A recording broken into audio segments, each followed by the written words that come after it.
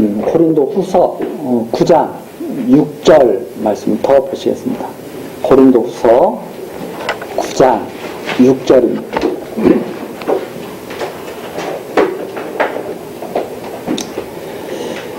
이것이 곧 적게 심은 자는 적게 거두고 많이 심는 자는 많이 거둔다 하는 말이로다. 각각 그 마음에 정한 대로 할 것이요 인색함이나 억지로 하지 말지니 하나님은 즐겨내는 자를 사랑하시느니라. 하나님이 능히 모든 은혜를 너희에게 넘치게 하시나니 이는 너희로 모든 일에 항상 모든 것이 넉넉하여 모든 착한 일을 넘치게 하게 하려 하심이라. 기록한다.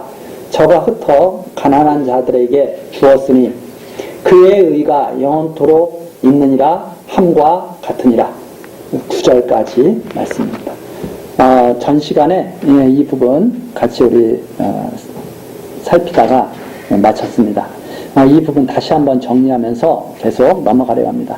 지금 교회에 고린도 교회에 합력할 것을 권면하면서 우선 연보에 대해서 말해주면서 연보에 참여하라고 권면합니다.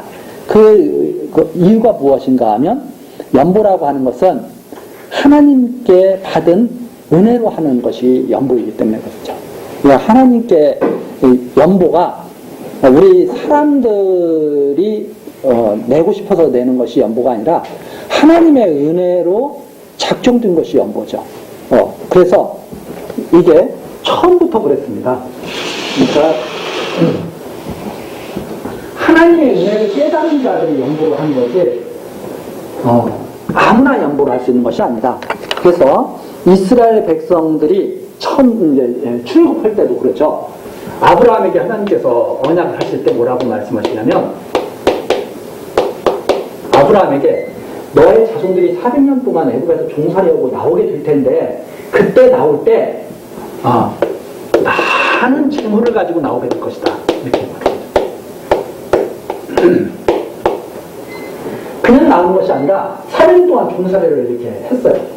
그런데 이제 거기서 훈련할 때 그냥 빈털터리로 나오는 것이 아니라 많은 재물을 갖고 나오게 될 것이다. 그게 이제 하나님께서 하신 말씀이죠. 그게 어디에 나오냐면 창세기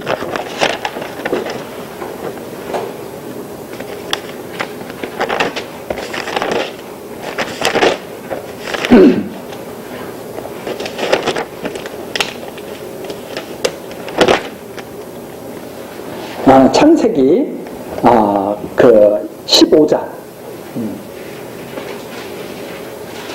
창세기 15장 보시면 13절에 나오죠. 창세기 15장 13절 여호와께서 아브라함에게 이르시되 너는 정령이 아니라 내 자손이 이방에서 객이 되어 그들을 섬기겠고 그들은 400년 동안 내 자손을 괴롭게 하리니 그 섬기는 나라를 내가 징치하며 그 후에 내 자손이 큰 재물을 이끌고 나오리라. 여기 성경에 나와 있는 그대로 큰 재물을 갖고 나올 것이다. 큰 재물. 이스라엘 백성을 그냥 그 애굽에서 나오게 하시는 게 아니죠. 큰 재물을 갖고 나오게 하시죠. 그럼 왜 이 큰 재물을 한번 생각해 보세요. 이스라엘 백성들이 이 큰 재물을 왜 갖고 나오게 하실까? 이게 바로 무슨 일을 하라고 그런 거냐면 선한 일을 하라고 갖고 나오는 거예요. 선한 일. 여기 우리 지금 고린도 후서에서도 그렇게 말한 거 아닙니까? 고린도 후서 다시 돌아가서 8절 보시면 하나님께서 모든 은혜를 너희에게 넘치게 하시리니 이 은혜가 넘치는 거예요. 애굽의 종살이에서 풀려나는 것도 대단한 일인데 막 큰 재물을 갖고 나오게 하시잖아요. 그 은혜가 넘치는 거죠, 진짜. 그런데 넘치게 하시나니 이는 너희로 모든 일에 항상 모든 것이 넉넉하여 착한 일을 넘치게 하려고. 착한 일, 선한 일, 착한 일을 갖다가 넘치게 하시려고 주시는 거죠. 그럼 착한 일이 뭐냐? 이게 이제 또 우리가 중요한 거죠. 그럼 이스라엘 백성들이 큰 재물을 이끌고 광야로 나왔어요. 40년 동안 이제 광야 생활을 해야 됩니다. 그럼 이스라엘 백성들이 광야 생활을 어떻게 하느냐? 우리가 이제 그걸 또 보시면 한번 출애굽기 한번 가서 보시면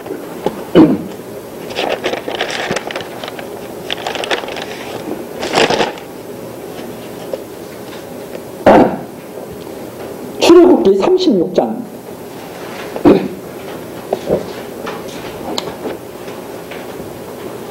출애굽기 36장 2절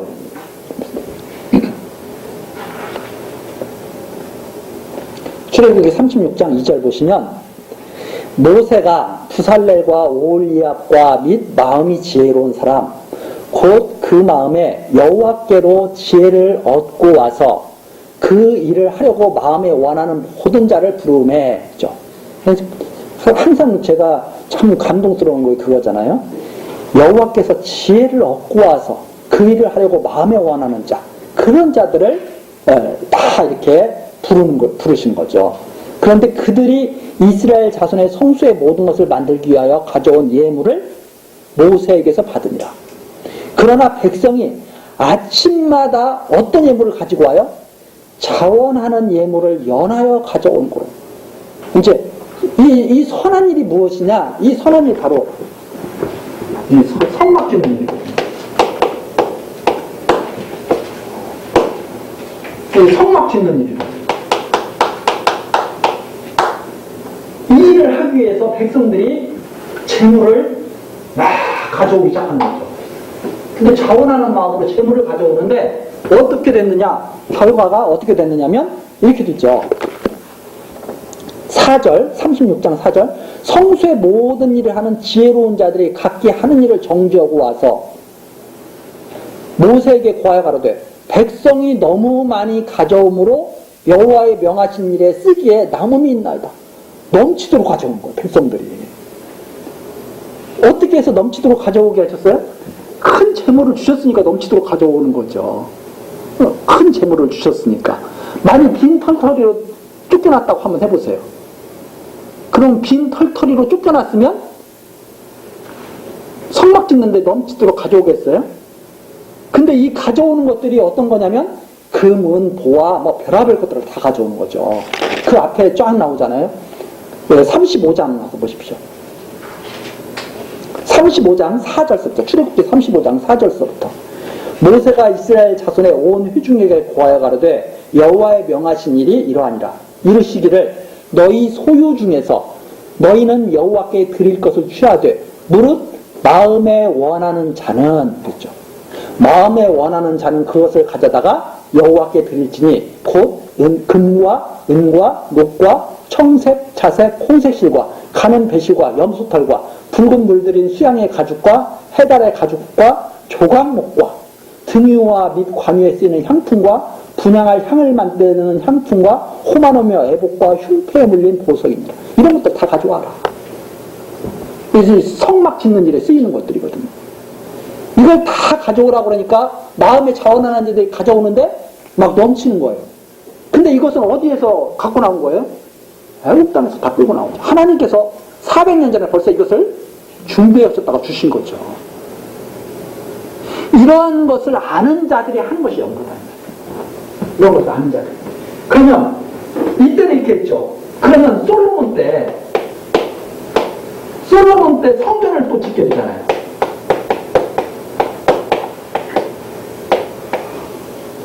이 솔로몬 때 성전 지을 때는 메가몬에서 백향목 같은 거.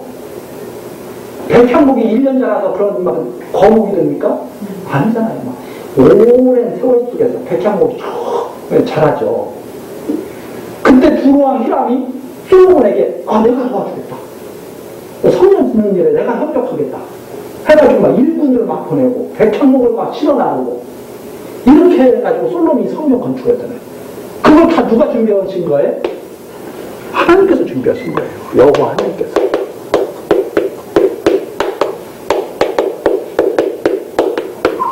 여호와 하나님께서 미리 다 말씀하신 것처럼 준비하셔서 큰 재물을 얻게 하시고 그리고 그것들을 전하는 마음으로 내게 하셔서 어떤 일을 하시는 거예요? 선한 일을 하시는 거예요. 이 연보가 바로 이런 성막과 성전 건축과 백성들이 하나가 되는 일에 연보가 중심이 연보되는 일이에요. 이 마음이 다 하나가 됐어요. 그래서 다시 이제 고린도 후서로 돌아와서 보시면 많이 내고 싶다고 해서 연보를 많이 내고 적게 내고 싶다고 해서 적게 내는 게 아니에요. 그리고 또 엄밀한 의미에서 연보는 우리 사람들이 생각하는 그런 액수가 아니에요. 그럼 뭐냐? 마음의 중심이에요. 마음의 자원하는 마음.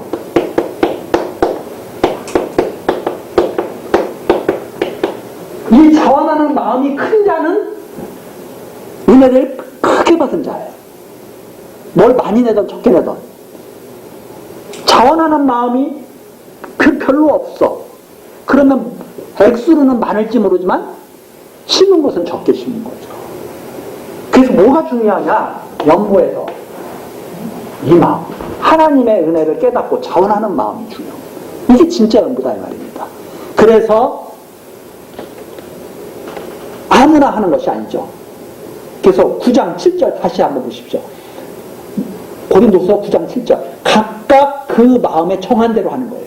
그래서 자원하는 마음이 있으니까 그럼 그 마음에 정한 대로는 어떤 마음대로 정하겠어요? 하나님께 은혜 받은 대로 정하겠죠. 그래서 그 마음이 중요한 거예요. 인색함이나 억지로 하지 않는 것이 중요하다. 자원하는 마음이기 때문에 인색이라는 것은 어울리지 않아요. 억지로 하는 것도 어울리지 않아요. 자원하는 마음.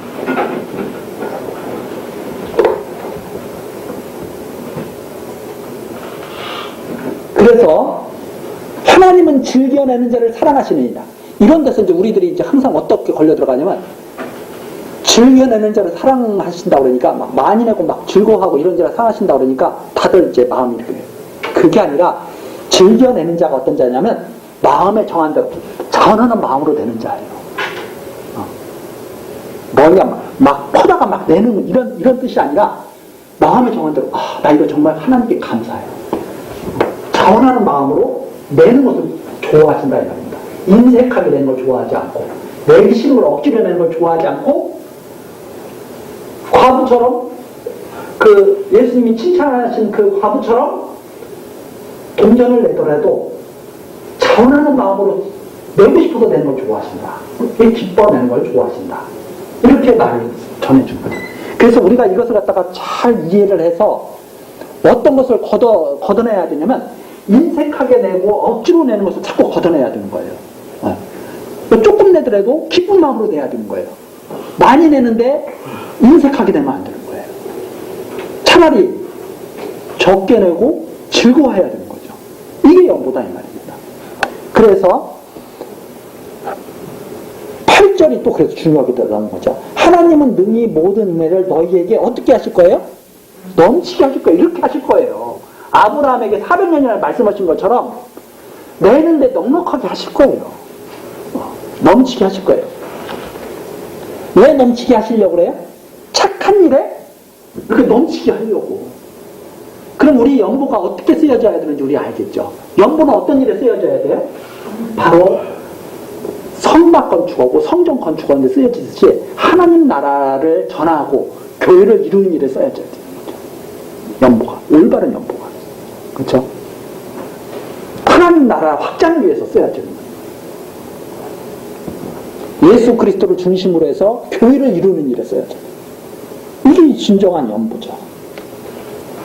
그래서 9절입니다. 기록한 바 저가 흩어 가난한 자들에게 주었으니 그 의가 영원토록 있느니라 함과 같습니다. 예수 그리스도에 대한 말씀입니다. 누가 흩어줬어요? 하나님의 은혜로 이 땅에 오신 그리스도께서 하늘의 제 보물을 다 흩어서 나눠주신 거예요. 그렇게 해서 모든 사람이 그로 말미암아 구속해 되고 그 의가 영원토록 있게 될 것. 이걸 시편 112편 9절에 나왔습니다. 그 시편 112편 9절을 한번 쭉 읽어보시면 아 이것이 바로 그리스도에 대한 찬송이었구나 하는 것을 이렇게 알 수 있죠. 그래서 9절까지 바로 이제 그런 내용입니다. 이게 바로 연보인데, 그러니까 연보는 진짜 연보는 어떻게 해야 돼요? 자꾸 거품을 걷어내야 돼요. 거품을 걷어내고 자원하는 마음으로 해야 돼요. 억지를 걷어내고. 그런데 사람들이 아니, 교회 이렇게 지도자들이 연보가 많이 나와야 하나님 일이 된다고 생각하거든요. 연보가 많이 나와야 하나님 일이 된다고 생각해요. 그런데 아니거든요. 하나님 일은 이미 충만하거든요. 왜냐하면 이렇게 이미 이루어질 것을 우리에게 보여주셨잖아요. 이게 다 이루어지거든요. 왜? 자원하는 마음들이 하나님 나라를 반드시 이루어갈 거거든요. 그런데 교회 지도자들은 그렇게 생각하는 거예요.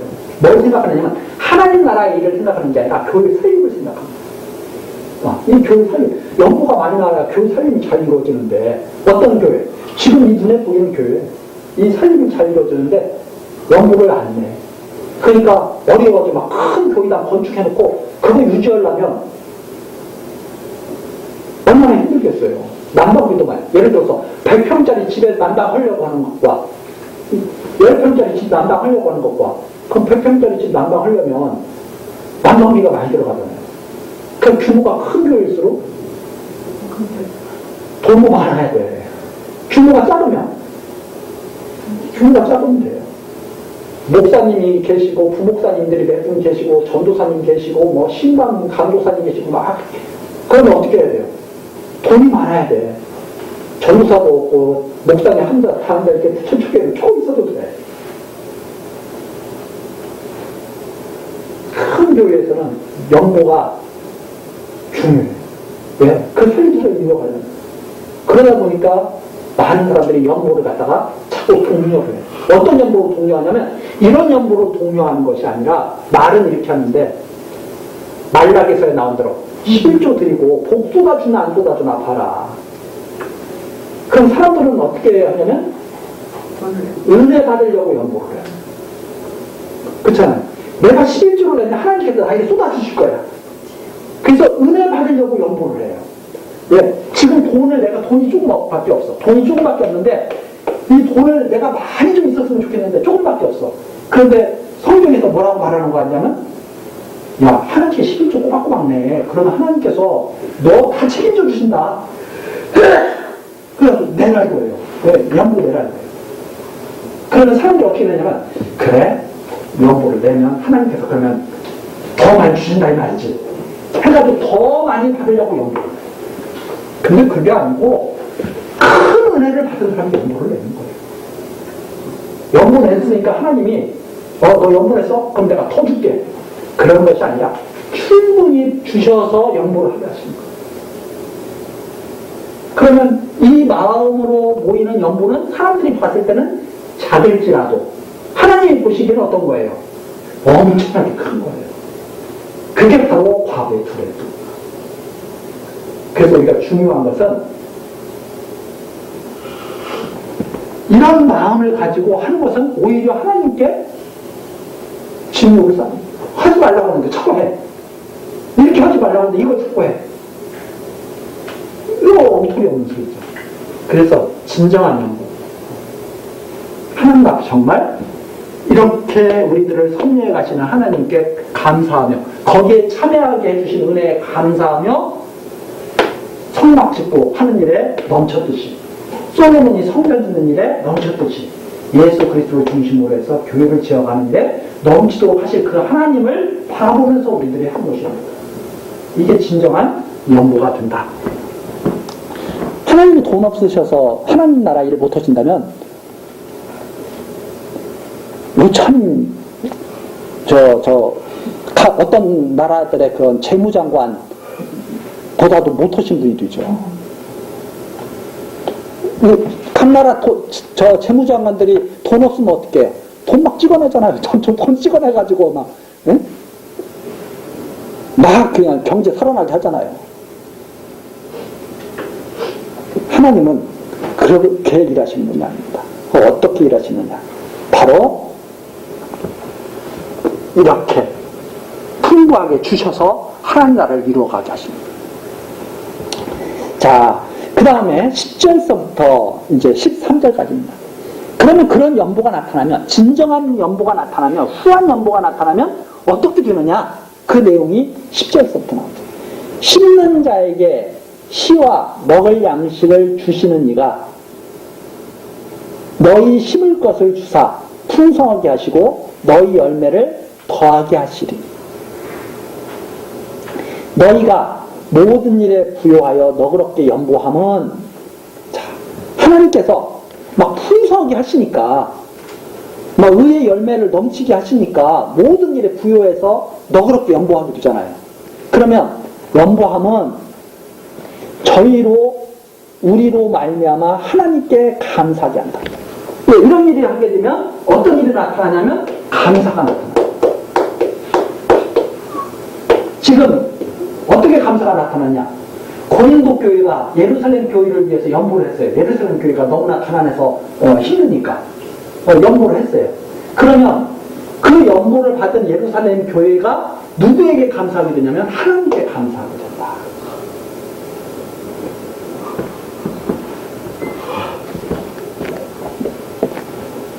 자, 그래서 이 봉사의 직무, 이게 바로 직무죠. 봉사의 직무. 이 봉사의 직무가 성도들의 부족한 것을 보충할 뿐 아니라 사람들의 하나님께 드리는 많은 감사를 인하여 넘쳤느니라. 여기에 하나님께 드리는 많은 감사를 인하여 넘쳤느니라, 이 말은 하나님께 드리는 많은 감사를 넘치게 한다. 사실 이 말입니다. 하나님께 드리는 많은 감사가 넘치게 한다.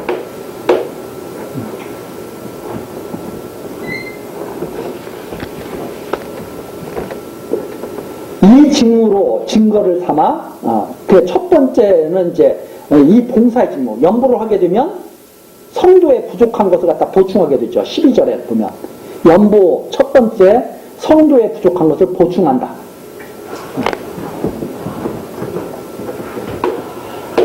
보충. 성도의 부족한 것을 보충하게 되고, 두 번째, 감사하게 한다. 하나님께 감사하게 한다. 그리고 세 번째, 또 감사하게 한다. 그 다음에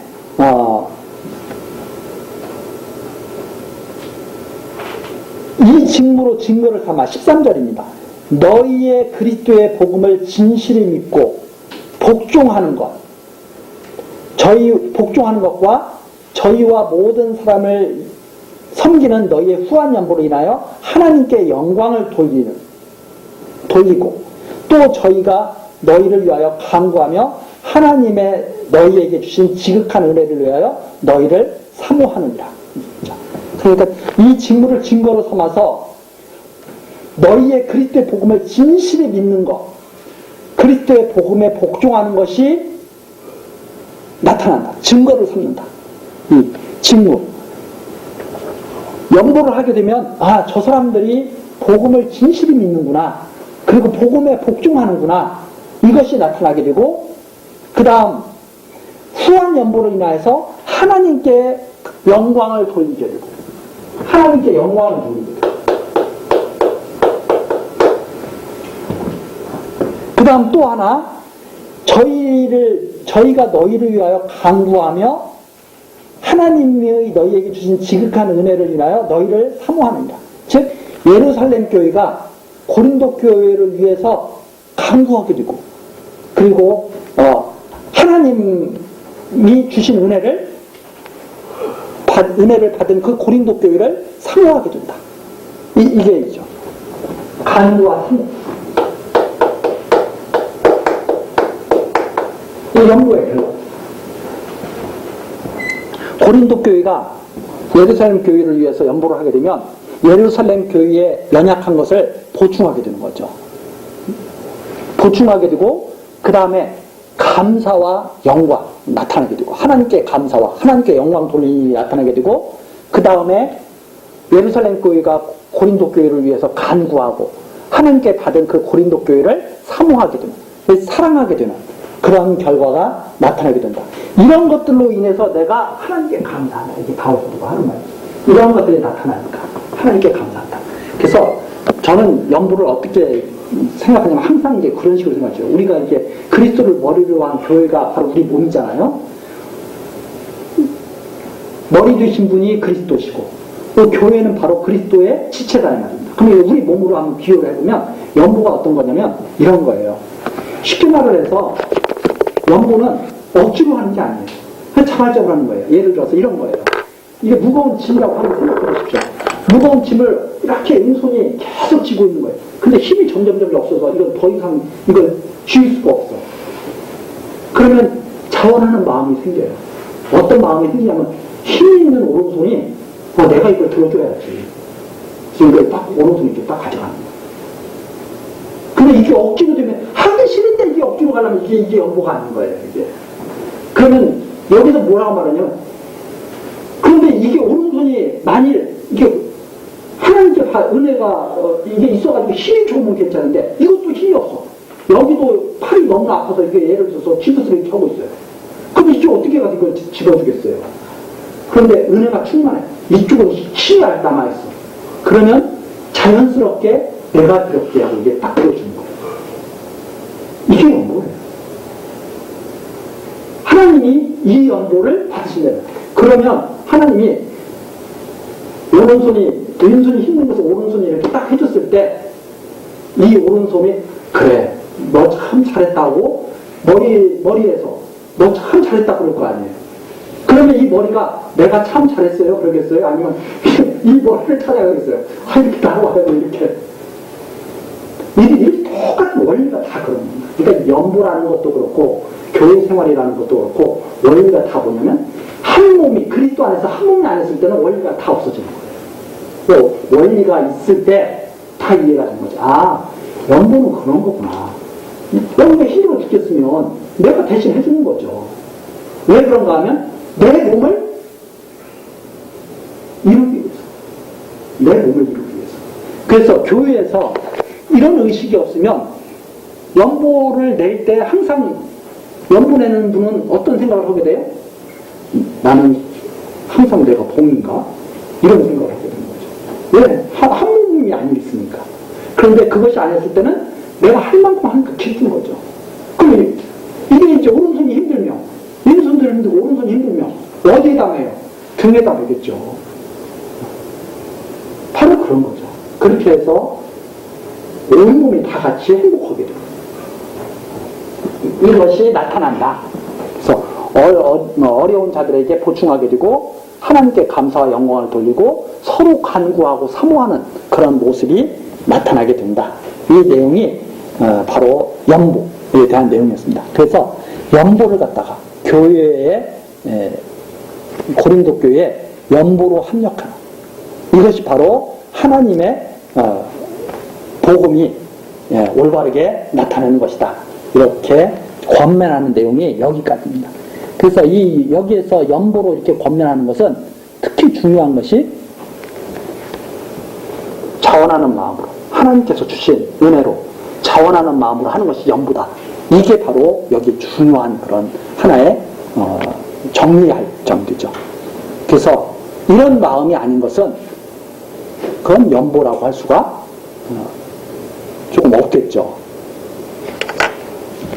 그 다음에 10장에서부터 이제 사도와 합력할 것. 교회와 합력을 해야 되는데 첫 번째는 연보해야 되고 그 다음 두 번째는 사도와 합력하는 거죠. 올바른 복음 진리를 위해서 합력하는 거죠. 사도와 합력한다는 것은 올바른 복음 진리.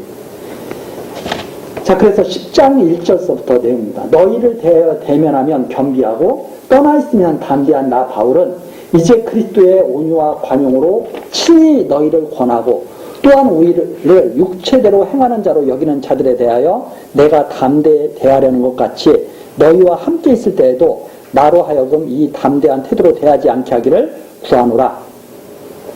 10장 1절부터 11장까지가 이제 사도권을 변호하는 내용인데 우선 사도가 고린도 교회에 온유와 관용으로 대하기를 원한다는 것을 알려줍니다. 고린도 교회를 딱 대하는데 고린도 교회에 참 온유하게 대하고 싶은 거죠. 그걸 지금 전해주는데 10장 1절 보면 너희를 대하여 대면하면 겸비하고, 고린도 교인들을 갖다가 직접 만나면 사도 바울이 어떻게 되냐면 부드러워져요. 직접 얼굴을 보면 부드러워져요. 그런데 떠나 있으면 담대해요. 떠나 있으면 막 고린도 교회를 책망하기도 하고, 앞에서도 그랬지 않습니까? 너희도 왜 그렇게 신앙생활을 왜 그렇게 하느냐 하고 막 책망하고 그러죠. 그런데 만나면 막 부드러워져요. 그러다 보니까 사람들이 뭐라고 말하냐면, 바울 사도를 싫어하는 사람들이, 대적하는 사람들이 뭐라고 말하냐면, 바울 사도는 이랬다 저랬다 해. 바울 사도는 괜히 사람 앞에 가서는 그냥 말도 제대로 못하고 이러고 있다가 떠나면 큰 소리쳐. 이렇게 말을 하는 거죠. 그러니까 바울 사도가 거기에 대해서 변명하는 거죠. 왜 그런가 하고. 나 바울은 이제 그리스도의 온유와 관용으로 친히 너희를 권하고, 또한 우리를 육체대로 행하는 자로 여기는 자들에 대하여 내가 담대히 대하려는 것 같이 너희와 함께 있을 때에 나로 하여금 이 담대한 태도로 대하지 않게 하기를 구하노라. 바울 사도가 담대한 것과 온유한 때가 있어요. 온유한 때는 어떤 때냐면, 사랑하는 자들을 만나면 온유해져요. 그런데 그리스도를 대적하는 자들을 만나면 담대해져요. 그러니까 거짓 교사들을 만나면 담대해져요. 그러나 사랑하는 성도들을 만나면 다 그냥 봐줘. 웬만하면 다 용서해주고. 그래서 바울 사도가 지금 뭐라고 말하냐면, 우리를 육체대로 행하는 자로 여기는 자들에 대하여 내가 담대한데 너희들에게는 그렇게 하지 않기를 원한다. 이렇게 지금 말하고 있죠. 그래서 3절입니다. 우리가 육체에 있어 행하나 육체대로 싸우지 아니하노니. 여기 중요한 말이다. 우리 다 육체를 갖고 있잖아요. 바울 사도도 육체를 갖고 있고 우리들도 다 육체를 갖고 있습니다. 그렇게 살아가지만 육체대로 싸우지 않는다. 우리가 다 세상 속에서 살아가잖아요. 바울 사도도 이런 우리와 똑같은 이런 세상에서 살았고 우리도 지금 이런 세상에서 살아가요. 그러나 모든 사람이 사는 것처럼 그렇게 다 똑같이 사는 건 아니죠. 그럼 뭘로 살아가고 뭘로 싸우느냐? 그게 4절에 나옵니다. 우리의 싸우는 병기는 육체에 속한 것이 아니요 오직 하나님 앞에서 견고한 진을 파하는 강력이라. 우리는 육체 갖고 싸우는 것이 아니다. 하나님 앞에서 견고한 진을 파하는 강력으로 싸우는 것이다. 이 강력이 뭔가 하면 하나님의 말씀입니다. 우리는 하나님의 말씀으로 진리로 싸우는 것이지 총칼 들고 싸우는 게 아니죠. 그러나 세상 사람들은 힘으로 싸우려고 해요. 육체의 힘으로. 그러나 하나님의 백성들은 그 육체를 가지고 싸우는 게 아니죠. 바로 하나님의 말씀을 가지고 싸우고 진리 가지고 싸우고 바로 사랑을 가지고 싸우는 거죠. 그래서 그것이 어떤 것과 똑같으냐면 골리앗과 다윗이 싸울 때 골리앗 보고 야 너는 칼과 단창과 창을 가지고 나한테 나오지만 나는 여호와의 이름으로 너에게 나아간다 하는 것과 똑같은 내용이에요. 우리가 싸우는 것은 진짜 싸울 것은 하나님 앞에서 견고한 진을 파는 강력 가지고 싸우는 거예요. 바울 사도가 이렇게 표현한 것이 다윗은 뭐라고 표현하냐면 여호와 이름으로 내가 싸운다 나간다 하는 것과 똑같은 거죠. 모든 이론을 파하며 뭐가? 강력이 모든 이론을 다 파요. 예를 들어서 다윗이 그러잖아요. 저 골리앗과 나와서 싸우겠습니다. 그랬더니 형이 뭐라 그래요? 장형 엘리압이 뭐라 그래요? 너 그만 가고 집에 가. 너가 지금 어떻게 싸워? 교만해가지고 가 이러죠. 근데 다윗이 가야 안 가요? 안 가요. 또 싸운다고 막 그러니까 그걸 사울왕에게 누가 가서 이러잖아요. 이상한 애가 와가지고 골리앗과 싸운다고 그런다고. 그러니까 사울왕이 불러서 다윗을 보니까 어때요? 너 마음은 알겠는데 가라. 그러니까 다윗이 또 간다고 그래요? 안 간다고 그래요? 난 싸운다고 그래요. 그러니까 사울이 너 진짜 싸울래? 마치 우리나라식으로 말하면 관창과 똑같은 이걸로 본 거예요. 관창. 내가 그럼 갑옷 주만 사울이 이 갑옷을 딱 입히니까 갑옷이 어떻게 해요? 맞아요? 너무 커가지고 안 맞으니까 다 벗어버리고 괜찮습니다. 저 나가겠습니다. 해가지고 딱 나가죠. 딱 나갔는데 저쪽에서는 커다란 창을 들고 칼을 들고 방패를 들고 딱 오는 골리앗이 있어요. 골리앗이 다윗을 딱 보니까 어때요? 너 어디에 네가 나왔어? 이러잖아요. 그게 바로 이론들이에요. 세상 이론들. 그 이론들을 다 깨버리냐. 누가? 강력히, 하나님의 강력함이, 여호와의 이름이 그걸 다 깨버려 버리는 거죠. 그거 가지고 싸우는 거다. 그래서 모든 이론을 파하며 하나님 아는 것을 대적하여 높아진 것, 그게 바로 다 높아졌던 것들이에요. 하나님을 모르니까 다윗의 형이 교만했어요? 다윗이 교만했어요? 다윗의 형이 교만했던 거예요. 사울이 교만한 거예요? 다윗이 교만한 거예요? 사울이 교만한 거예요. 왜? 싸움을 나가려면 자기와 같은 갑옷을 입고 나가야 이긴다고 생각을 해요. 정말 말씀이에요. 다 벗어던지고 여호와 이름으로 나가는 게 되는 거죠. 골리앗이 교만의 극치죠. 너 같은 것. 그 너 같은 것이라고 생각했던 다윗에게 칼도 아니고 창도 아니고 뭘로 쓰러져요? 물맷돌 하나로 쓰러져서 목이 잘려버리는. 정말 대단하지 않습니까? 그래서 육체로 싸우는 것이 아니다. 하나님 앞에서 모든 신을 파는, 견고한 신을 파는 강력을 가지고 싸우는 것이다. 그렇게 해서 모든 것을 다, 모든 생각을 다 사로잡아서 그리스도에게 복종해요. 다윗이 모든 것들을 다 사로잡아서 하나님 앞에 딱 복종해 했잖아요. 그것처럼. 그래서 다윗이 골리앗을 이기고 모든 것을 다 하나님 앞에 복종케 하신 것은 장차 그리스도를 통해서 모든 것들이 하나님 앞에 다 엎드릴 것, 그것을 바라보게 하는 내용이 바로 거기서 있군요. 그러니까 골리앗과 다윗의 싸움에서 우리는 뭘 봐야 돼요? 바로 그리스도로 말미암아서 모든 견고한 이론들이 다 파하고 다 깨지고 하나님께 엎드려질 것, 이걸 바라봅니다. 그러면 골리앗 편에 서고 싶어요? 사울 편에 서고 싶어요? 다윗 편에 서고 싶어요? 당연히 우리 다윗 편에 서고 싶죠. 그럼 다윗 편에 서려면 칼과 창과 단창을 의지해야 돼요? 여호와 이름을 의지해야 돼요? 여호와 이름을 의지해야 되죠. 그래서 바울 사도가 승리할 것 같아요? 실패할 것 같아요? 바울 사도가 그래서 승리하게 된다는 거예요. 교회가 세워지잖아요. 교회가.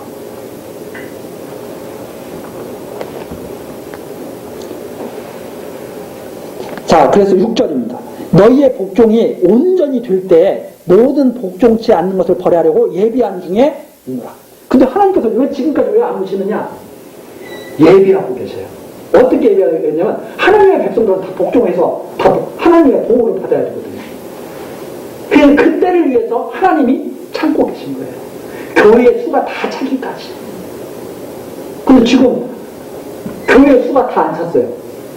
그러니까 그때까지 하나님이 교회의 수가 차기까지 하나님이 가만히 참고 계시는데, 그 참고 계신 하나님을 사람들은 있다고 그래요? 없다고 그래요? 없다고 그래요. 하나님이 있는데 왜 이 세상이 이렇게 되냐 이거죠. 왜 이 세상이 이렇게 되겠어요?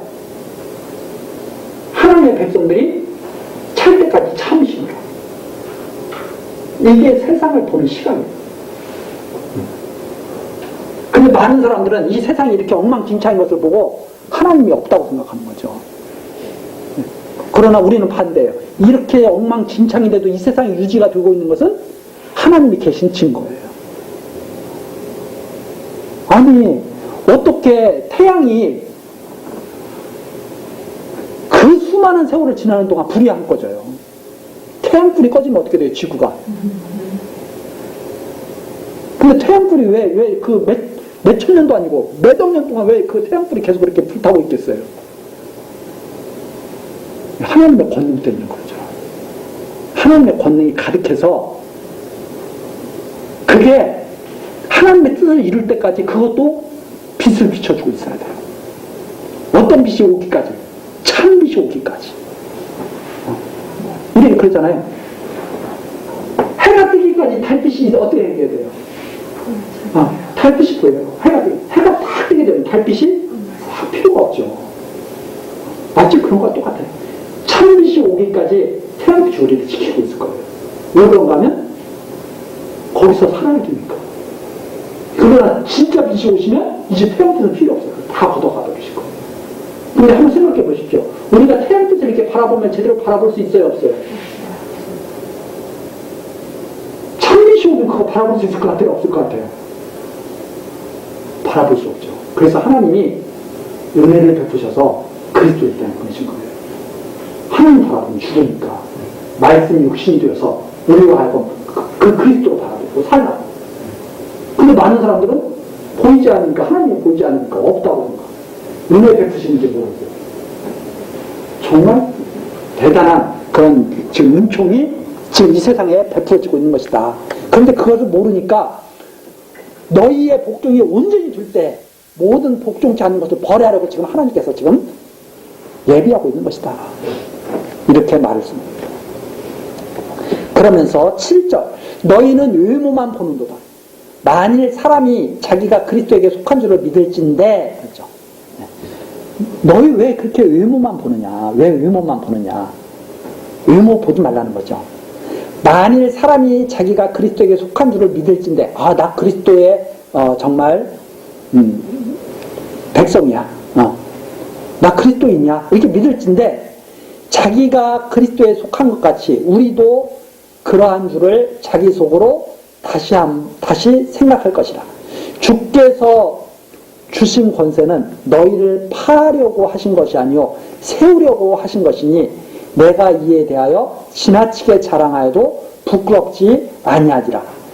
이는 내가 편지들로 너희를 놀라게 하려는 것 같이 생각지 않게 함이니 저희 말이 그 편지들은 중하고 힘이 있으나 그 몸으로 대할 때는 약하고 말이 시원치 않다 하니 이런 사람은 우리가 떠나 있을 때 편지들로 말하는 자가 어떠한 자이면 함께 있을 때 행하는 자도 그와 같은 자인 줄 알라.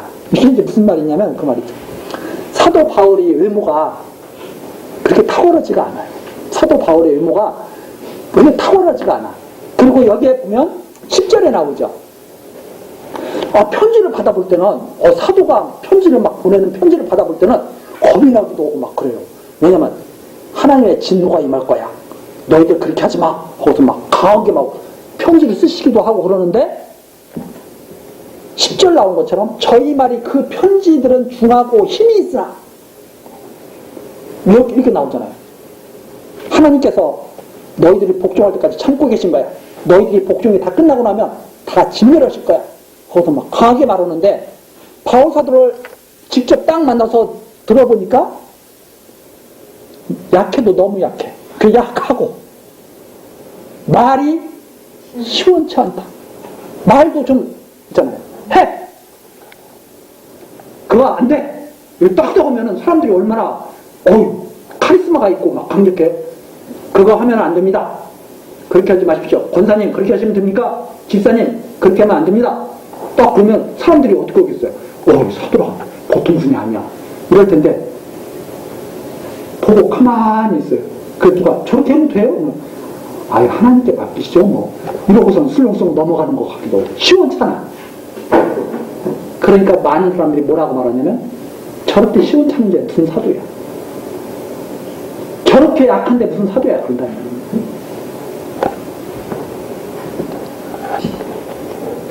그런데 왜 그렇게 하느냐? 8절에 나와 있죠. 주께서 주신 권세, 사도라고 하는 사명을 주셨어요. 너희를 파하려고 하신 것이 아니에요. 왜 바울을 사도로 세웠느냐? 바울만 세우려고 한 것이 아니라 고린도 교회를 올바르게 세우려고. 그렇기 때문에 혹시라도 잘못될까봐 바울사도는 조심조심하는 거죠. 혹시 교인들이 상처받을까봐 조심하고, 아이고 내가 그렇게 강하게 하면 괜히 민망하지 않을까? 내가 만일 저분에게 그렇게 했다가 혹시라도 실족하면 어떡하지? 이런 마음 때문에 그렇게 하지 못했다 이 말이에요. 예를 들어서 이런 거죠. 교회 출석 안 하시면, 아니 성도가 교회 출석하지 않으면 그게 성도입니까? 이렇게 말을 하면 사정이 있어서 교회 출석 못했다가 그런 말을 듣는 사람은 마음이 얼마나 아프겠어요. 그래서 바울사도가 편지에는 육체의 일에 힘쓰지 말고 하나님의 나라의 일에 힘쓰라. 이렇게 편지에는 하지 마. 직접 만났을 때는 뭐라고 해요? 하나님께서 때를 주시겠죠. 부드럽게 한다 이 말입니다. 그랬더니 어떤 자들이 저거 봐. 편지에만 그럴듯하잖아. 말만 그럴듯, 이렇게 우리 없을 때만 그럴듯하게 말하잖아. 있으면 말도 제대로 못하고 제대로 권면도 못하고 저게 뭐냐? 이렇게 하는데 그 편지를 쓴 자가 바로 나라는 말이야. 내가 진짜 그런 사도라는 거죠. 그런데 참아. 상처받을까봐.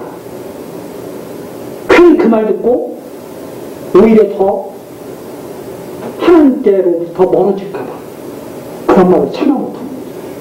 다 하나님께 맡겨. 근데 지금 바울사도가 여기서 하는 말이에요. 육체로 보지 마라. 왜 육체로 보고 내 하는 겉모습만 보고 그렇게 하느냐. 육체라고 하는 것은 겉에 나타나는 모습 아닙니까? 외모만 보지 마라. 내가 확실한 사도의 권세를 갖고 있다. 나 그거 자랑거리로 삼고 있다. 진짜 우리가 자랑거리로 삼는 거예요. 예를 들어서 이런 거예요. 우리가 이렇게 받은 직분들 있잖아요. 목사, 권사, 집사. 그걸 진짜 자랑거리로 삼아야 돼요. 근데 지금 우리가 자랑거리로 삼기가 너무나 어려운 세상에 살고 있어요.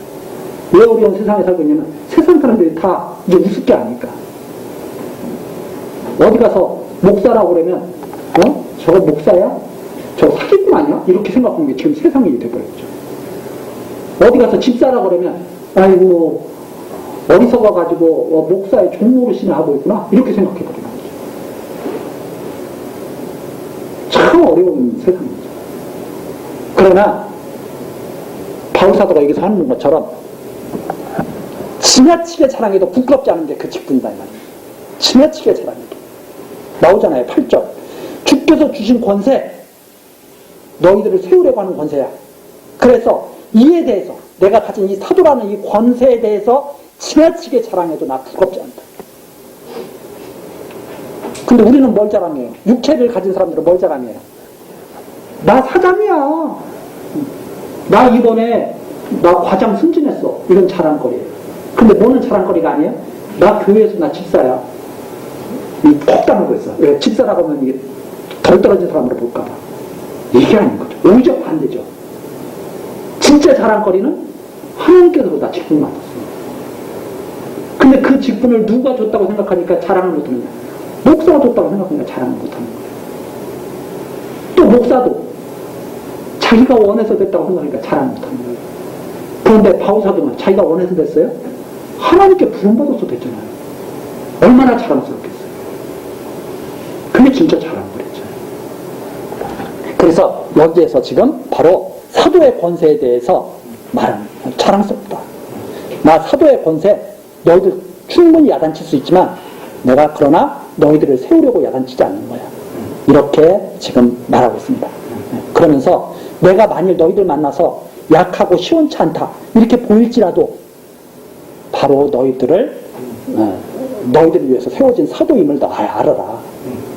이렇게 지금 말하고 있는 것이 11절까지 내용입니다. 그러면서 진짜 자랑이 어떤 건지 12절서부터 나온 거예요. 사도가 이제 어떤 자랑을 하는지 다음 시간 같이 또 살펴보도록 기도하시고, 날마다 풍성한 은혜를 베푸시는 하나님, 우리들이 은혜의 영광을 찬송하며 살아가도록 지켜주시니 감사드립니다. 우리들 자유로 장로교회로 모아주셨습니다.